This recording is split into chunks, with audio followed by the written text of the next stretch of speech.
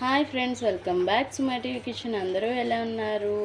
ఇప్పుడు మనం మంచి ట్రెండింగ్లో ఉన్న ఐస్ క్రీమ్ అయితే చేయబోతున్నాము, రస్కుల ఐస్ క్రీమ్.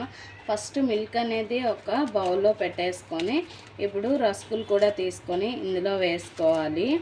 అండ్ మంచి ట్రెండింగ్గా ఉంది కదా ఈ ఐస్ క్రీమ్ అయితే. అండ్ నేను కూడా ట్రై చేద్దామని చెప్పి ఈరోజు అయితే చేస్తున్నాను. అండ్ ఇవి వేసుకున్న తర్వాత జీడిపప్పు, బాదం పప్పులు కూడా వేసుకోవాలి. ఇందులోనే షుగర్ కూడా వేసేసుకొని ఇవన్నీ మిక్స్ అయిపోయిన తర్వాత మనం చల్లార్చుకున్న తర్వాత మాత్రమే మనం మిక్సీ పట్టుకోవాలి. చూసారుగా ఫ్రెండ్స్, ఇలా అయిపోయిన తర్వాత మనం దీన్ని కంప్లీట్లీ చల్లార్చేసి అప్పుడు బ్లెండ్ చేసుకోవాలి. ఇంకా జార్లో వేసేసుకోవాలి. చల్లారిన తర్వాత ఒకసారి బ్లెండ్ చేసేసేయండి.